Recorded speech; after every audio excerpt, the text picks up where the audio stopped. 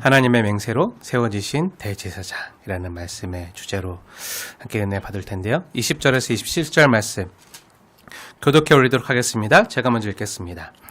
또 예수께서 제사장이 되신 것은 맹세 없이 된 것이 아니니 그들은 맹세 없이 제사장이 되었으되 오직 예수는 자기에게 말씀하신 이로 말미암아 맹세로 되시는 것이라. 주께서 맹세하시고 뉘우치지 아니하시리니 내가 영원히 제사장이라 하셨도다. 이와 같이 예수는 더 좋은 언약의 보증이 되셨느니라. 제사장 된 그들의 수요가 많은 것은 죽음으로 말미암아 항상 잊지 못함이로되 예수는 영원히 계심으로 그 제사장 직분도 갈리지 아니하느니라. 그러므로 자기를 힘입어 하나님께 나아가는 자들을 온전히 구원하실 수 있으니 이는 그가 항상 살아계셔서 그들 위하여 간구하십니다. 이러한 대제사장은 우리에게 합당하니 거룩하고 악이 없고 더러움이 없고 죄인들에게서 떠나 계시고 하늘보다 높이 되시니라. 그는 저 대사장들이 먼저 자기 죄를 위하여 다음에 백성의 죄를 위하여 날마다 제사 드리는 것과 같이 할 필요가 없으니 이는 그가 단번에 자기를 드려 이루셨습니다. 함께 읽겠습니다. 율법은 약점을 가진 사람들을 제사장으로 세웠거니와 율법 후에 하신 맹세의 말씀은 영원히 온전하게 되신 아들을 세우셨느니라. 아멘. 네. 사랑하는 여러분, 우리는 지금 대강절 기간에 하나님께서 우리를 향한 사랑의 맹세의 말씀을 듣고 있습니다. 그 맹세가 뭐죠? 네, 영원한 대제사장 예수 그리스도를 우리를 위해 보내주시겠다. 이 은혜의 말씀을 우리가 매 주일마다 상고하고 있는데요. 우리는 지난주에 아론의 반차를 따르는 레위 지파 제사장들보다 멜기세덱의 반차를 따르는 예수님이 훨씬 더 뛰어나시고 탁월하시다라는 말씀 함께 나누었어요. 네, 사랑하는 여러분, 아론의 반차를 따르는 레위 제사장들보다 멜기세덱의 반차를 따르는 예수님께서 훨씬 더 뛰어나신 이유가 뭐라고 했었죠? 네, 기억나시나요? 여러 가지가 있었지만 기억나시나요? 네, 우리가 이미 몇 차례나 히브리서에서 확인했던 것처럼 레위 지파 제사장들은요, 그들 역시 한낱 연약한 인간이고 죄인이라는 거예요.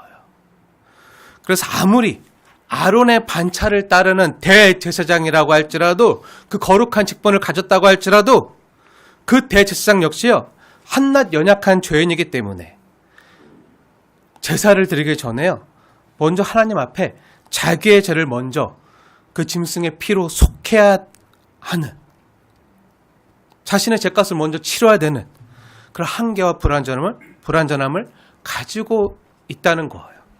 그에 반해서 멜기세덱의 반차를 따르는 대제사장 예수님께서는요, 거룩하시고 악이 없고 더러움이 없고 죄와 흠이 없어서 자신의 죄를요 속할 필요가 없다는 거예요.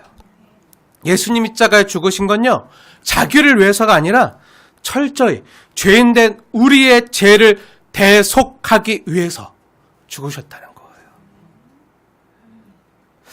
우리가 흔히 예수님이 나를 위해서 십자가에서 죽으셨다고 생각하는데요, 아니요. 정확히 말하면요, 예수님께서 나의 죄를 대속하기 위해서 죽으신 거예요. 대속이 뭐죠? 대신 값을 치르시기 위해서, 대신 속전을 치르시기 위해서. 내 죄값이요 죽음을 불러오기 때문에 죄지은 내가 맞닥뜨려야 될 거는요 원래 사망이에요. 사망과 심판인데, 이 사망의 저주로부터 나를 건지시기 위해서 내 대신 예수님이 사망에 이르셨다는 거예요. 흠없고 죄 없으신 하나님의 생명값으로 내 생명값을 대신 지불해 주신 정말 값비싸고도 고귀한 대속의 죽음이 예수님의 십자가 죽음이에요. 네, 이것은요 제 말이 아니라 오늘 본문 26절과 27절에서 증거하고 있는 바예요. 하나님 말씀인데요, 우리 26절, 27절 두 절 말씀 우리 함께 읽겠습니다. 시작. 이러한 대제사장은 우리에게 합당하니 거룩하고 악이 없고 더러움이 없고 죄인에게서 떠나 계시고 하늘보다 높이 되시니라. 그는 저 대사장들이 먼저 자기 죄를 위하여 다음에 백성의 죄를 위하여 날마다 제사 드리는 것과 같이 할 필요가 없으니 이는 그가 단번에 자기를 드려 이루셨음이니라. 어디서요? 십자가에서 단번에 자기를 드려. 여기 27절 말씀을 한번 자세히 보세요. 27절에 지시대명사들 한번 잘 보세요. 27절에 그는 누구죠? 주어가 누구죠? 네, 예수님이죠. 그리고 저 대제사장들은 누구죠? 네, 아론의 반차를 따르는 레위 지파 제사장들이죠. 네, 모세 율법에 따라서 제사장들이 된. 그러니까 예수님은요, 뭐라는 거죠? 저 아론의 반차를 따르는 대제사장들처럼 먼저 자기 죄를 위하고 다음에 백성들의 죄를 위해서 날마다 제사 드리는 것과 같이 할 필요가 없다는 거예요. 그리고 레위 지파 제사장들은요, 범죄한 사람들이 가지고 나오는 짐승들로 날마다 피해 제사를 드려야만 했지만 예수님은요, 그럴 필요가 없다는 거예요. 하나님의 어린 양으로 오신 예수님은요, 자신의 몸을 우리의 죄를 대속하기 위해서 화목제물로 십자가에 단번에 들으셨다는 거예요. 그래서 이제 우리는 주일날 올 때마다 맨날 그 소 한 마리, 양 한 마리, 비둘기 이런 거 안 갖고 와도 된다는 거예요. 예수님이 안 계셨으면 우리는 날마다 주일마다 주 앞에 올 때마다 항상 끌고 와서 여기서 피해 제사를 드려야 돼요. 쉽지 않겠죠. 날마다 이제 더 이상 이럴 필요가 없다는 거예요. 여러분 한번 우리 한 7장 말씀 함께 참고했는데 2장 넘겨서 히브리서 9장을 보세요. 2장 넘겨서 히브리서 9장을 보면요, 이와 관련된 말씀이 계속해서 쭉 나오는데요, 자세히 나오는데요. 대표적으로 히브리서 9장 12절 말씀 한번 보세요. 12절. 9장 12절. 거기 보면 어떤 말씀이 나오죠? 제가 읽겠습니다. 하나님의 말씀입니다. 12절. 염소와 송아지의 피로 하지 아니하고 오직 자기의 피로 영원한 속죄를 이루사 단번에 성소에 들어가셨느니라. 아멘. 여기 보면요, 영원한 대제사장으로 오신 예수님께서 어떤 속죄를 이루셨다고요? 영원한 속죄. 임시적인 한 번의 속죄가 아니라 영원한 속죄를 어떻게 이루셨다고요? 단번에 자신의 몸으로 이루셨다는 거예요. 그렇게 성소에 들어가셨다는 거예요. 이게 어떻게 이루어진 거죠? 염소나 송아지 같은 짐승의 피에 희생제사로 가능한 건가요? 아니요. 그건 불가능해요. 짐승으로는 날마다 우리 죄에 속해야 돼요. 근데 어떻게 이게 가능한 거죠? 오직 하나님이신 예수님의 자기의 피로 단번에 자신의 몸으로 하나님의 어린 양이 돼요. 우리를 위한 화목제물이 돼요. 영원한 속죄를 단번에 이루셨다는 거예요. 그래서 더 이상 소나 양의 피의 제사를요, 드릴 필요가 없다는 거예요. 우리는 그래서 이제는 누구나 만인 제사장이 되어서요, 예수님의 보혈을 의지해서 소나 양의 피 없이 하나님의 은혜의 보좌 앞으로 예수님의 보혈을 의지 누구나 언제나 나아갈 수 있다는 거예요. 그렇게 나와 있는 사람들이요, 저 여러분이에요. 모세에게 율법으로 주어진 대제사장직과 관련된 계명은요, 이처럼 약점과 한계가 있어요. 그렇죠? 날마다 피해 제사를 드려야 되고 하나님에 나올 때마다 늘 진순을 끌고 와야 되고 또 한 번 제사 드렸다고요, 우리의 죄가 없어지지 않아요. 또 죄 지으면요, 또 제사 드려야 되고. 근데 이런 레위 지파 제사장들은요, 이런 약점과 한계가 있지만 모세 율법으로는 이런 약점과 한계가 있는 사람들을 제사장으로 세우지만 하나님은 어떻게 하신다고요? 하나님은 율법이 아니라 자신의 맹세의 말씀에 따라 영원히 온전하게 되신 대제사장으로 하나님의 아들 예수님을 세우셨다는 거예요. 그게 28절의 말씀이에요. 오늘 본문에는요, 아론의 반차를 따르는 제사장들과 멜기세덱의 반차를 따르는 예수님과의 비교와 대조의 말씀이요, 계속 반복해서 나오고 있는데요. 한번 자세히 보세요. 모세 율법으로 세워진 레위 제사장들은 또한 어떤 약점과 한계가 있었죠? 네, 23절 말씀 보세요. 23절 말씀. 우리 23절 말씀 다 함께 읽겠습니다. 시작. 제사장 된 그들의 수요가 많은 것은 죽음으로 말미암아 항상 잊지 못함이로되. 네. 성경은 뭐라고 말씀하고 있는 거죠? 네. 모세 율법으로 세워진 레위 계열의 대제사장들은 결국 뭐라는 거죠? 네, 결국 다 죽는다는 거예요. 그래서 그들의 수요가요, 많다는 거예요. 너무 많이 바뀌었기 때문에. 죽으면 새로운 대제사장들이 세워져야 되고. 그렇게 너무 많이 바뀌었기 때문에 그들의 수요가 많다는 거예요. 왜죠? 죽어서 항상 잊지 못하기 때문에. 죽을 때마다 시장이 바뀌는 거예요. 그래서 지난주에 아론이 죽은 후에 아론의 아들, 그 반차를 따라, 반차가 뭐라 그랬죠? 순서라 그랬잖아요. 서열, 딸을 따라서. 아론의 아들 엘리에셀이 대제사장직을 승계하고, 또 엘리에셀이 죽은 다음에는 그의 아들 비느하스가 대제사장직을 승계하고, 이렇게 주 70년 예루살렘 성전이 무너지기 전까지 모두 약 83명의 83명의 대제사장들이 대제사장직이 승계되었다고 했잖아요. 네, 이건 뭘 가리키는 거죠? 우리 인간은요, 유한하다는 거예요. 한낱 피조물인 죄인된 인간인 이상 아무리 하나님 앞에 나아가는 거룩한 직분을 가졌다고 할지라도, 대제사장직을 감당했다고 할지라도, 아론 계열의 대제사장들이 할지라도요, 이런 한계와 불완전함을요 벗어날 수 없다는 거예요. 사랑하는 여러분, 다시 한번 오늘 본문을 보세요. 하나님께서는요, 오늘 본문을 통해서 우리에게 이와 같은 사실을 분명히 일깨워주고 계신데요. 제가 다시 한번 히브리서 7장 23절과 24절 두 절 말씀을 읽겠습니다. 자세히 보세요. 제사장 된 그들의 수요가 많은 것은 죽음으로 말미암아 항상 잊지 못함이로되, 그와 반대로 예수는 영원히 계심으로 그 제사장 직분도 갈리지 아니하느니라. 바뀌지 않는다는 거예요. 늘 항상 우리 영원한 대제사장이 되신다는 거예요. 그럼 방금 읽은 이 말씀은요, 우리에게 무엇을 일깨워주죠? 하나님께서 우리에게 일깨워주는 사실이 뭐죠? 네, 제가 늘 말하지만요, 제가 아무리 여러분에게 하나님의 말씀을 대언하고 말씀과 성례로 수종드는 목회자라고 할지라도요, 저 역시요, 한낱 연약한 인간이고요, 죄인이에요. 저 역시요, 구원이 필요한 사람이에요. 그래서 예수님의 보혈이 필요한 죄인이에요. 목사 이호수 역시요, 구원자 예수님이요, 필요한 사람일 뿐이에요. 여러분이 저를 아무리 믿고 좋아하시고 따른다고 할지라도요, 죄인된 제가요, 여러분을요, 구원할 수 없어요.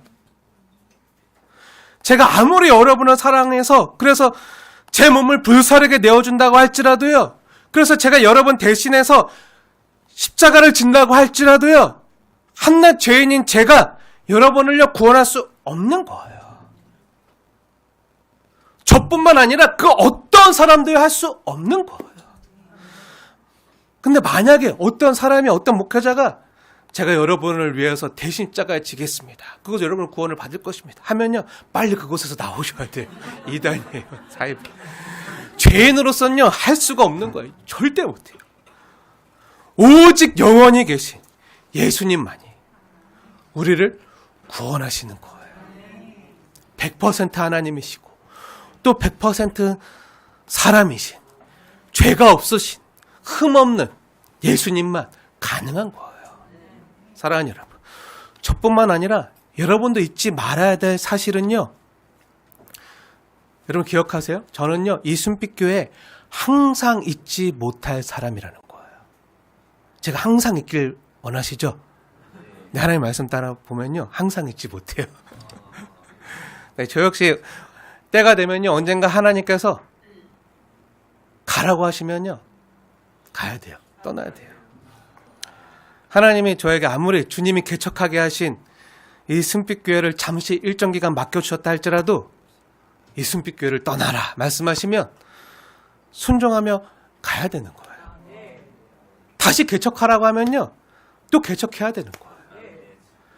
그런데 만약에 제가 가기 싫어가지고, 아니 내가 어떻게 개척한 교회인데 하면서 주님, 제가 한 게 아니죠. 주님이 하신 거죠. 주 예수님이 하신 건데, 아무리 가기 싫어가지고 안 가겠다고 버팅기고 끝까지 여기서 나는 순빛교회에서 은퇴하고 순빛교회 원로 목사가 되겠다고 하더라도요, 제가 이거 고집한다고 하더라도요, 제가 영원히 순빛교회 목사로 쓰임받을 수 있나요?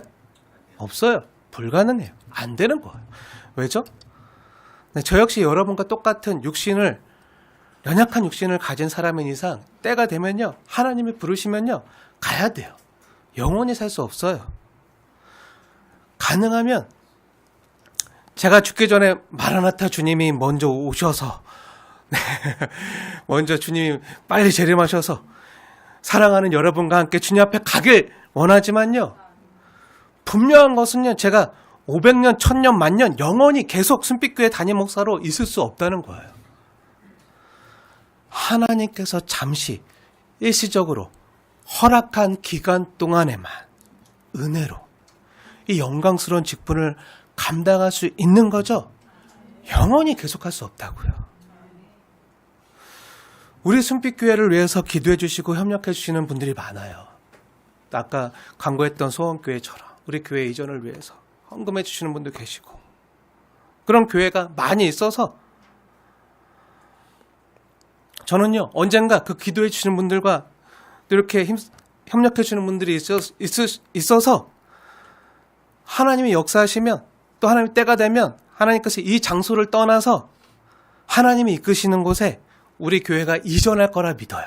주차장이 있고 엘리베이터 있고 교회 올라오기 편한 곳으로 이전할 거라고 믿어요. 기도하고 있어요. 그러다가 또 언젠가 또 때가 되면요, 교회 예배당도 지을 날이 오겠죠. 네. 근데 제가 만약에 네, 어떻게 해서 이 고생해서 교회 이전하고 또 교회 예배당을 줬는데, 어떻게 해서 짓고 세운 교회인데 하면서 은퇴할 때가 돼도 나 은퇴 안 해. 누구 마음대로 은퇴? 안 해? 못해? 죽어도 못해? 그러면 제가 죽을 때까지 종신으로 계속 담임 목사 하겠다고 버팅기면 될까 안 될까요? 안 되죠. 절대 그러면 안 되죠. 네, 남윤이 말대로 혼낼 거예요, 아마. 그러면 안 돼. 그러면 안 되겠죠. 네. 주님의 교회예요. 주 예수님이 주인 되시는. 그럼 저는요, 단순히 수종드는 자로, 심부름꾼으로 주님의 것임을 인정하고요, 주님의 교회는 주님께 맡기고 때가 되면 조용히 물러나야 돼요. 저는요, 개인적으로는 교회 유익과 덕을 위해서요, 또 다음 세대들을 위해서 때가 되면요, 목회자가 후임자에게 아름답게 계승을 하고 뒤로 물러나야 된다고 생각하는 목회자 중에 한 명이에요. 저희 노예도 그런 분들이, 훌륭한 분들이 많이 계신데요, 제가 아는 어느 교회는, 우리 같은 노예 가운데 있는 교회는요, 목사님이 60이 되셔서 교회가 더 나이 들고 하기 전에 다음 세대들을 위해서 60이 되기 전에 빨리 후임자, 그 교회에서 이렇게 훈련하고 오랫동안 키운 그런 목사님에게, 제 후배이기도 한데요, 그 목사님에게 담임 목사직을 이미 이렇게 넘겨주시고 공동이 다 해서 빨리 은퇴하신 목사님이 계세요. 저도 그러고 싶어요. 네, 그러고 싶은데, 네. 한번 상상해보, 이건 상상이에요? 상상이고 만약인데요. 만약에 하나님이 허락하시면 제가 희망하기로는 저 역시 모세처럼 120살까지는 살고 싶어요. 120살까지 살고 싶으니까. 그럼 한번 상상해 보세요. 만약에 제가 모세처럼 120살까지 살 거라 저는 이제 생각하니까, 믿으니까, 주님 부르시면 가야겠지만, 그 전까지는 좀, 그렇게 생각하니까, 그리고 모세도 120살까지 목회했잖아요. 그러니까 나도, 모세 120살까지 목회했으니까, 그럼 나도 앞으로 120살까지 목회해야지 하면서, 2100년까지, 계속, 순빛교회 담임 목사로 여기 서 있다고 한번 상상해 보세요. 네. 그럼 여러분 좋으신가요? 신기하겠죠. 불가사의한 일로 신기하게 여겨지겠죠. 안 좋죠. 좋긴 뭐가 안 좋죠. 네. 너무너무 이상하겠죠. 신기할 거예요. 아무리 여러분들이 원하셔도요, 저는 그렇게 안 할 거예요. 네. 근데 만약에요, 이건 역시 상상인데요. 제가 앞으로 조선왕조 500년처럼 순빛교회 500년이 지난 후에도 담임 목사로 여기 있다면 500년 후에도 1000년 후에도 2000년 후에도 1000년 만년 계속 여기 대한민국에서 순빛교회 담임 목사로 강대상에 서 있는다면요, 얼마나 이상하겠어요. 그렇죠? 말도 안 되는 일이지만 불가능하죠. 사실 불가능한 일이죠. 왜죠? 저 역시 한낱 연약한 죄인이기 때문에 언젠가 죽게 돼요. 그러면 주님 앞에 가야 돼요. 그래서 때가 되면요, 다음 세대 후임자에게 물려주고 떠나야 되는 거예요. 가능하면요, 제가 건강할 때, 그리고 복음과 진리에 바로 서 있을 때, 순빛교회와 다음 세대를 위해서 저보다 더 훌륭한 후임자를 잘 세워주고 떠나고 싶어요. 그리고 또 시간이 흘러서 그 후임자 역시요, 그 목사님 역시 또 때가 되면 복음과 진리를 위해서 또 다음 세대 후임자에게 이 귀한 직분의 자리를 물려주고 떠나야 되는 거죠. 그렇게 계속 주의 복음이요, 예수님이 계속 전해줘야 되는 거예요. 이렇게 아무리 영광스럽고 귀한 직분이라 할지라도요, 주님이 허락하신 일정 기간 동안에만 최선을 다해서 감당하고요, 때가 되면요, 물러나야 되는 거예요. 그리고 저는요, 개인적인 고백이지만요, 이 직분을 감당한다는 것 자체가요, 너무 감사해요. 은혜예요. 왜죠? 전 죄인이거든요. 한낱 죄인인 제가요, 마땅히 받아야 될 그 진노와 형벌을 받아도 마땅한 제가요, 오히려 하나님의 구원을 받아서, 은혜를 받아서 하나님의 사랑받는 자녀가 된 것만도 너무 감사한데, 제가 뭐라고 하나님의 자녀가 되고 구원과 영생을 얻은 것만으로도요, 저는요, 다 이루었다고 생각하는 사람이에요. 예수님께서 십자가에서 다 이루었다 말씀하신 게 이미 저에게 이루어졌다고 믿는 사람이에요. 저는 제가 얻은 하나님의 자녀됨, 권세, 구원, 영광보다, 이 영생보다 더 큰 건 없다고 생각해요. 그래서 오늘이라도 주님이 부르셔도요, 후회 없이 아멘 할렐루야 하면서 떠날 수 있는 사람들이요, 바로 우리 성도들이라고 믿어요. 근데 이게 왜 느는지, 이렇게 부족한 자임에도 너무도 값진 은혜를 받았을 뿐만 아니라 하나님께서요, 천하보다 귀한 영혼을 맡겨주셨다는 건요, 정말 은혜가 아닐 수 없어요. 이건요, 진짜 오직 은혜라는 것 외에는요, 설명될 방법이 없어요. 저희 어머니와 저희 뒤에 있는 저희 누나는요, 저에게 뭐 안 맡겨요. 못 맡겨요. 할 줄 아는 게 아무것도 없다고. 1도 못해. 시키지도 않고 맡기지도 않아요.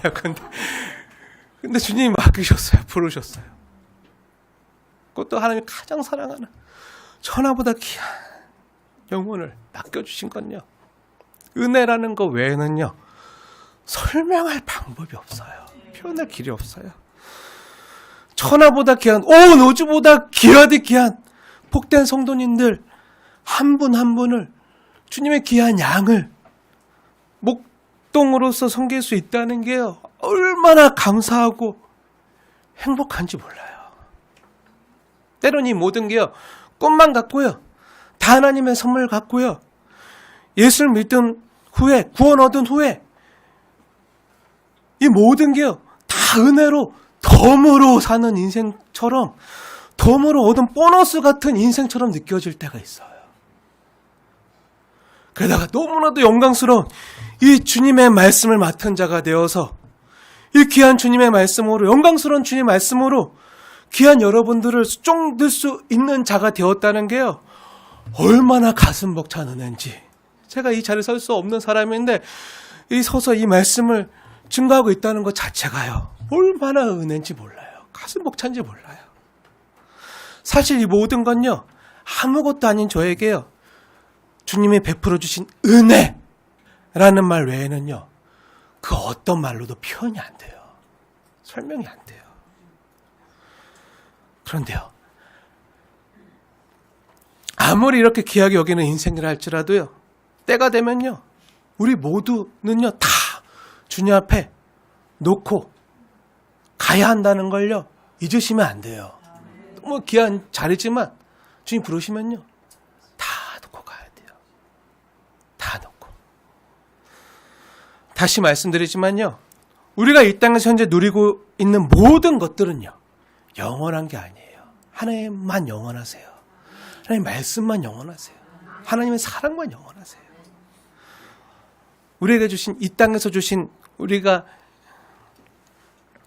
누리고 있는 이 땅의 것들은요, 다 유한해요. 건강도, 지위도, 물질도, 또 우리가 사랑하는 소중한 사람도, 하나님께서 우리에게 맡겨주신 일정 기간, 그리고 그 시간 동안에만 누릴 수 있는 은혜지요. 때가 되면요, 하나님이 가져가시면, 또 우리 손에서 놓으라 하시면요, 다 놓을 수밖에 없는 게 우리 연약하고 유한한 인생이에요.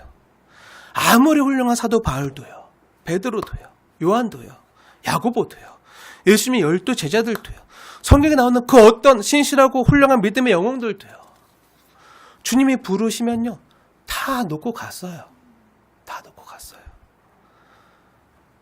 하나님께서 우리에게 맡겨주신 일정 기간 동안에만 섬기라고 맡기신 사람들과 또 그 시간 동안에만 쓰임받고 또 주님이 부르시면요, 가는 거예요. 그러니 주님께서, 사랑하는 여러분, 축복합니다. 하나님께서 여러분에게 지금 맡겨주신 그 일과 사명과 또 사람들을요, 잘 섬기세요. 하나님 지금 나에게 맡겨주신 일과 사람이요, 주님이 나에게 맡기신 사명인 줄 알고, 그게 교회 일이든 가정 일이든 직장 일이든 모든 일을 죽게 하듯 신실하게 섬기십시오. 주님이 허락해 주셨을 때 섬겨야지요, 가져간 뒤에는요, 하고 싶어도 못해요.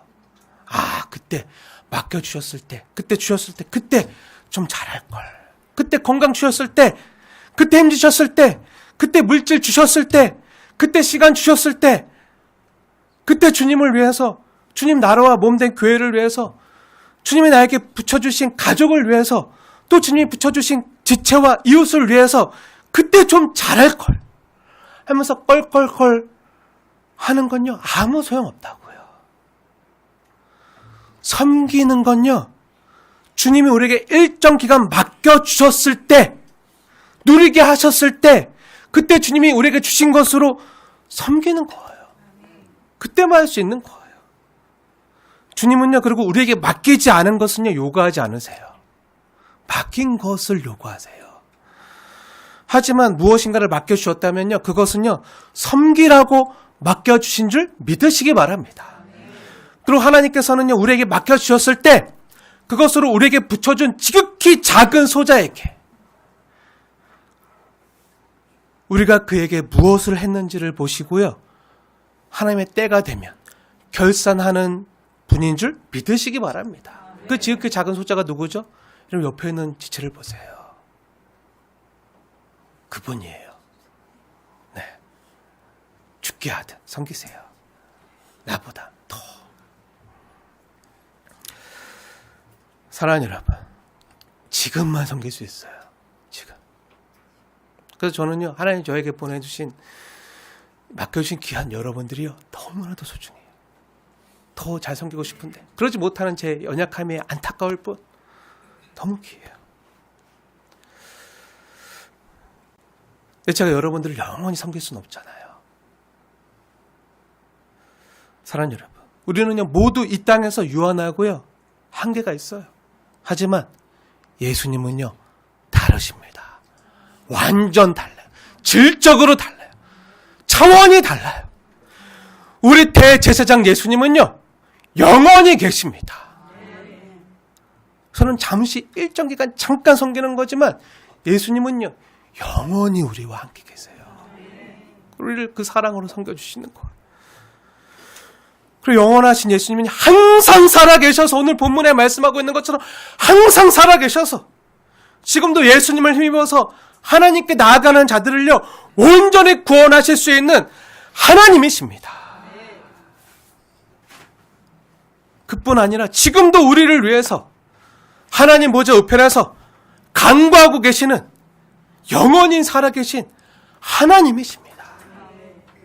사랑하는 여러분, 지금까지 여러 한계와 많은 약점을 가진 유한한 인간, 제사장들과 또 멜기세덱의 반차를 따르는 영원한 대제사장 대신 예수님의 차이를 오늘 본문 말씀을 통해서, 하나님 말씀을 통해서 계속 상고했는데요. 그럼 이처럼 극명한 차이를 보이는 이유가 뭐죠?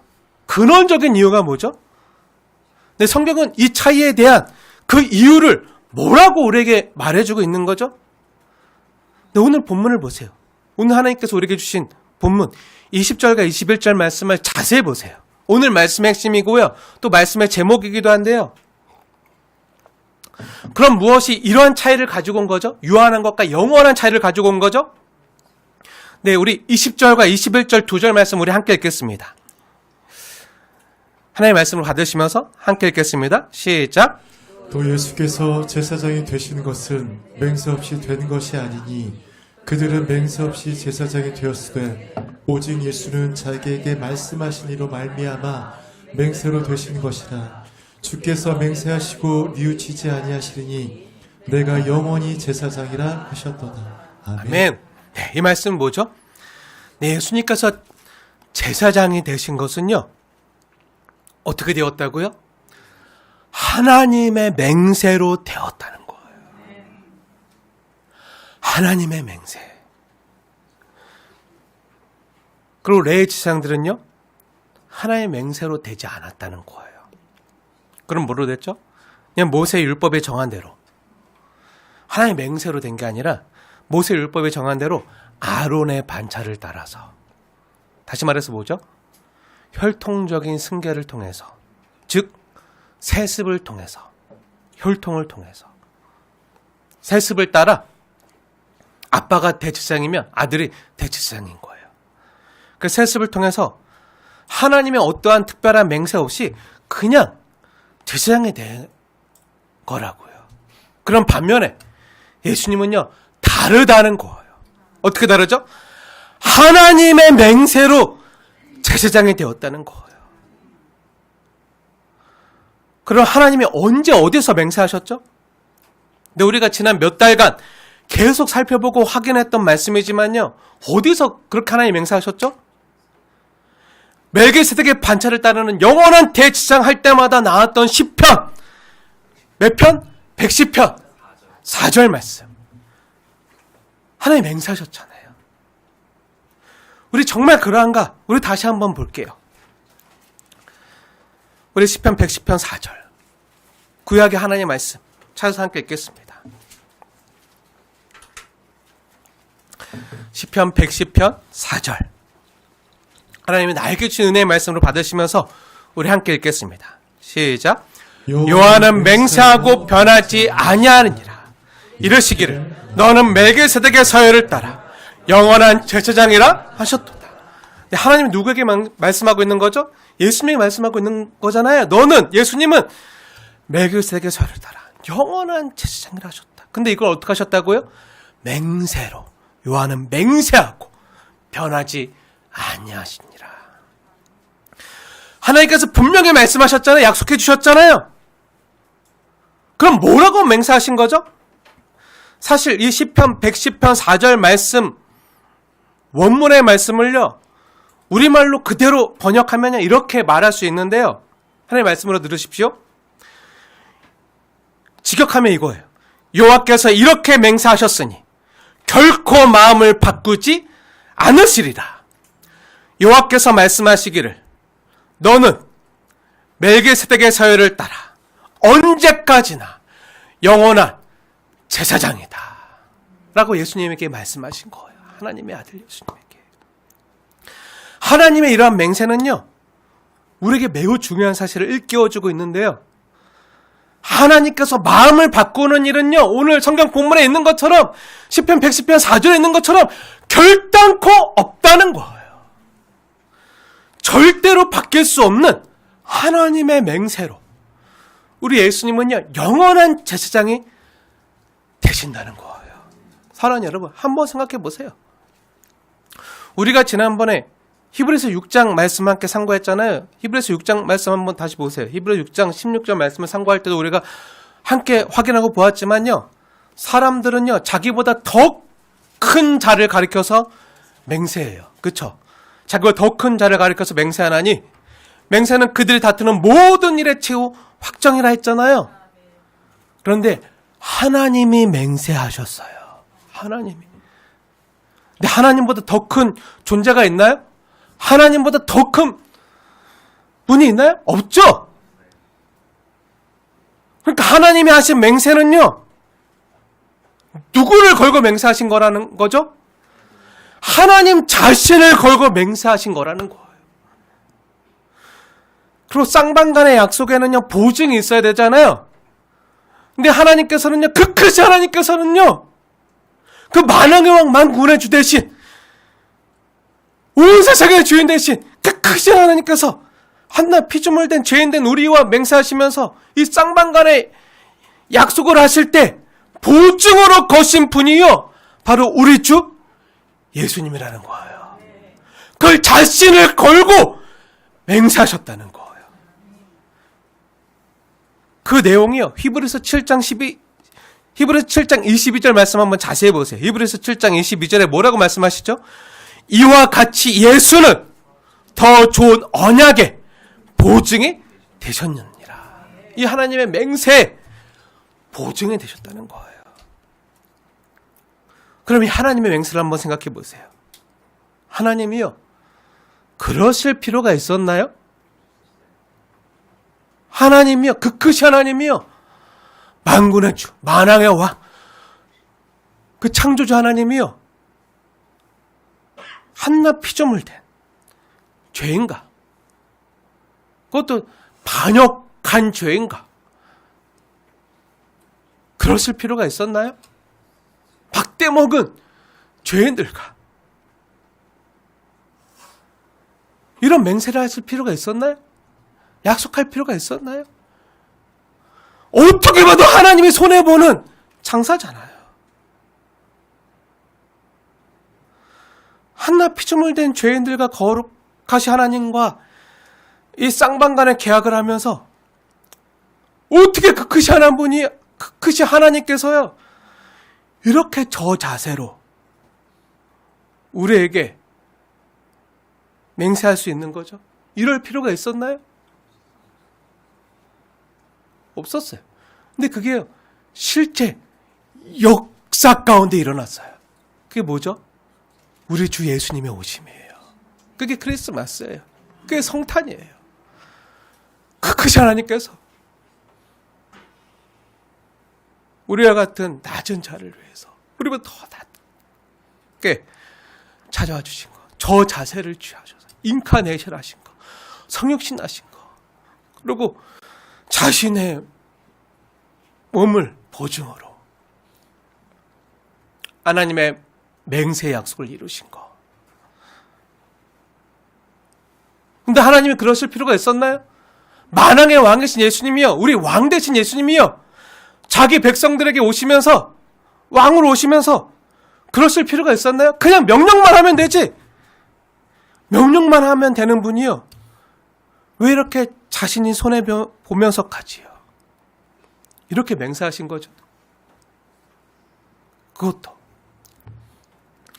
예수님을 보증으로 거시면서까지 왜 이렇게 맹세하신 거죠? 그 이유가 뭐죠? 다른 이유가 없죠.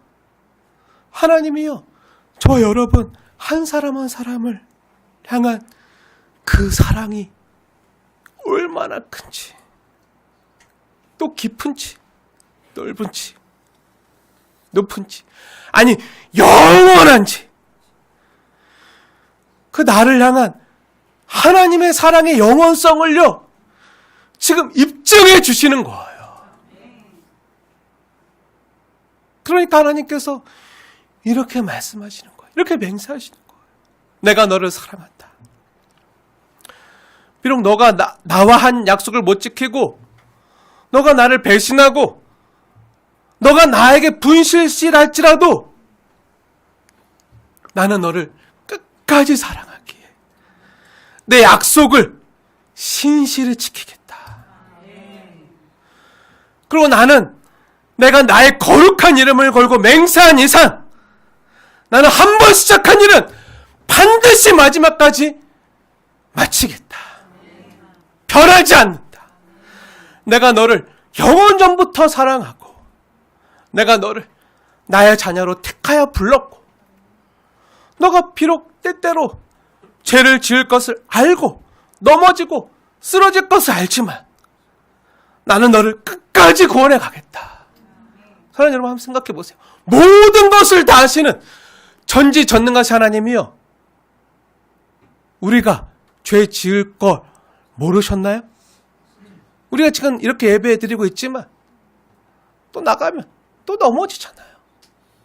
그걸 모르실까요? 다 하시면서도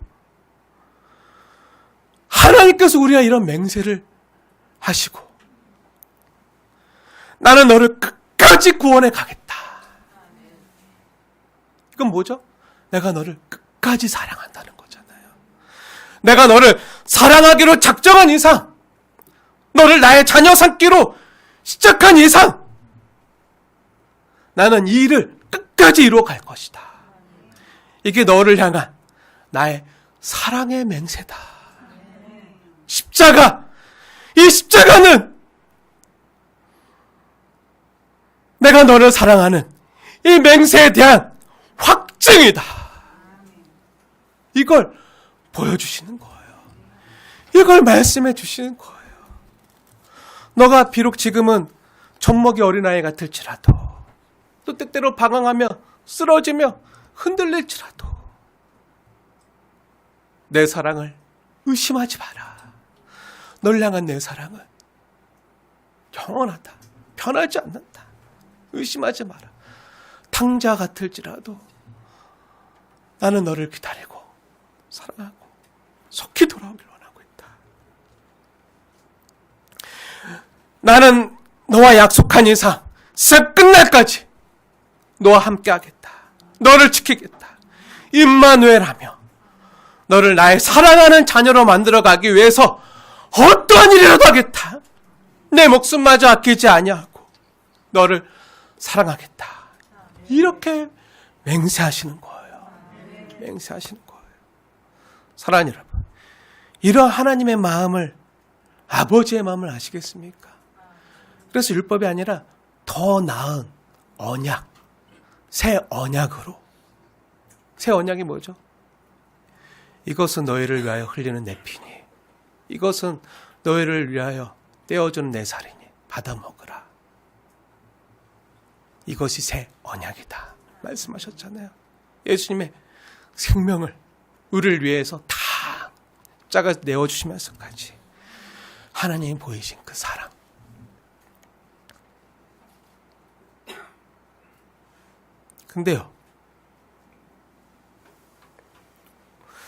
그런데요, 도대체요, 내가 뭐라고요?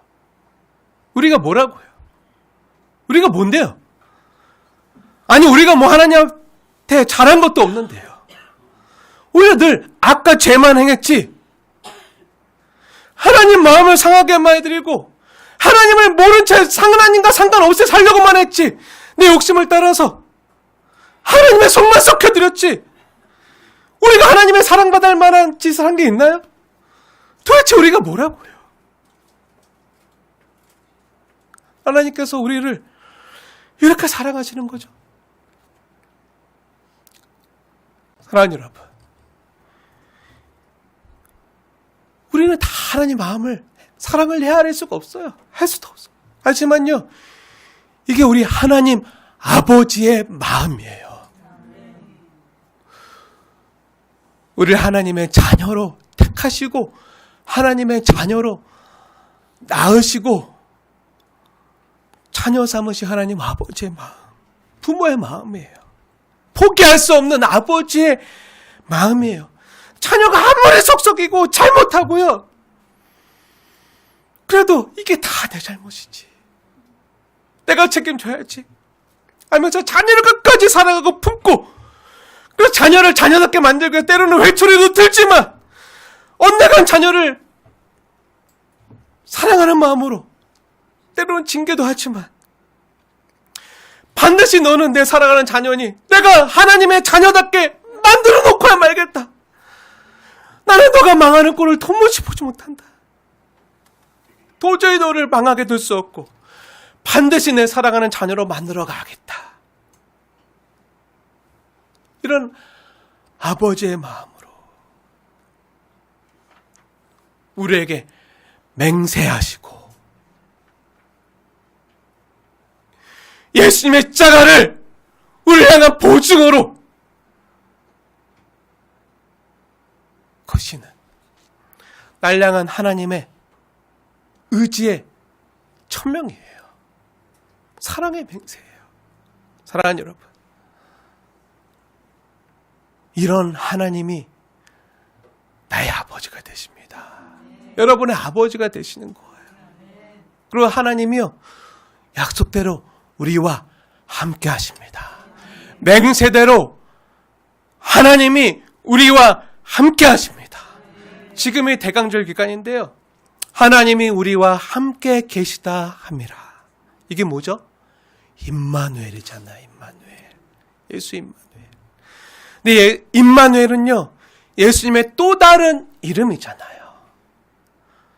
그럼 왜 임마누엘이요? 예수인 거죠?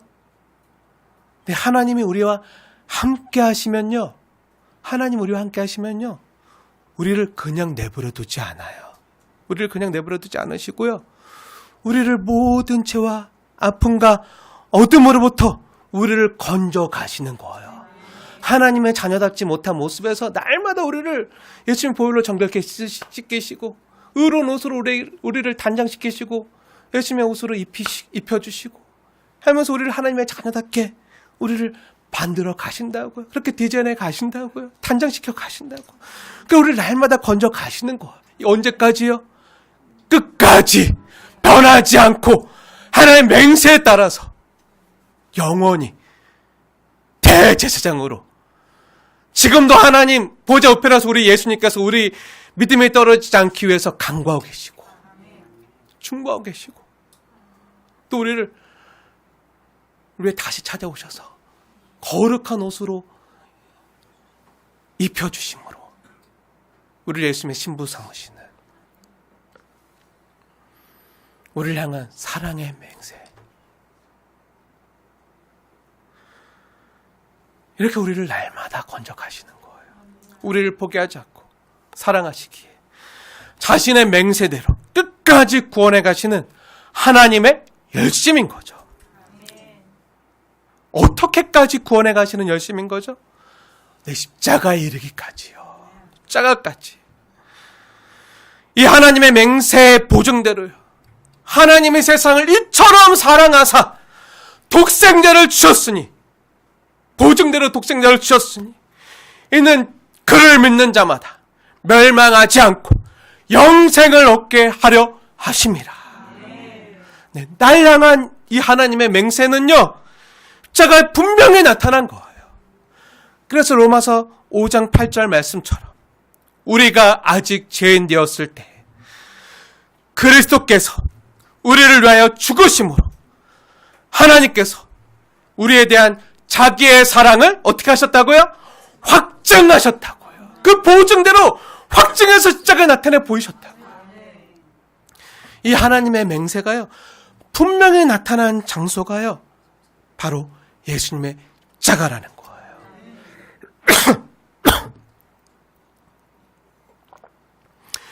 그러니 이 십자가를 생각할 때마다 날 향해서 하나님이 치러야만 했던 이 값비싼 대가를요, 생각하십시오.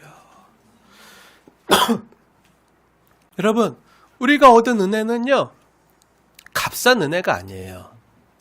거저 얻었다고 값싼 게 아니라고요.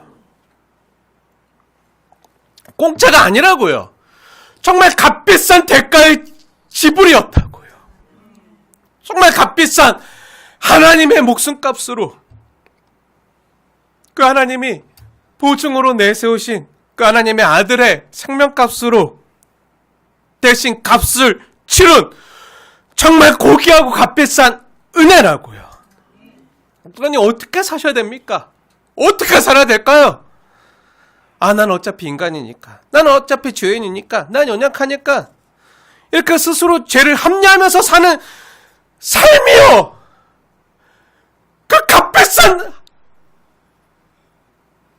그 보증. 날 위해서 치러야만 했던 그 예수님의 생명값을요. 하찮게 여기는 거예요.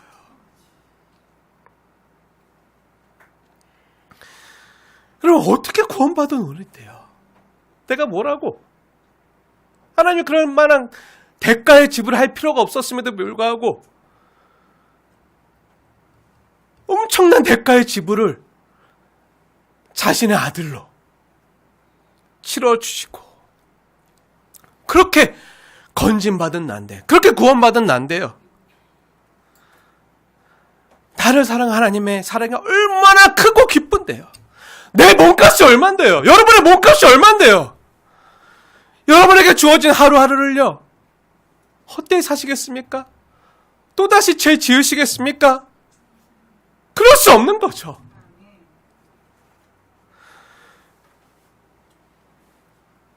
우리 몸값이 얼만데요. 하나님의 생명값으로 그 자가 사랑으로 구원받은 난데. 여러분, 우리가 사는 이 생명은요, 우리가 살아가는 호흡하는 이 시간은요, 우리의 하루하루는요, 이 값비싼 대가의 지불로 얻어진 거라고요. 하나님 편에서는 얼마나 불합리하고 불공평한 손해보는 일인지 몰라요.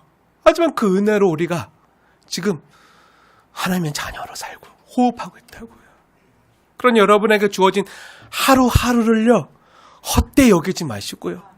세월을 아껴서 거룩하고 진실하게 살아가십시오.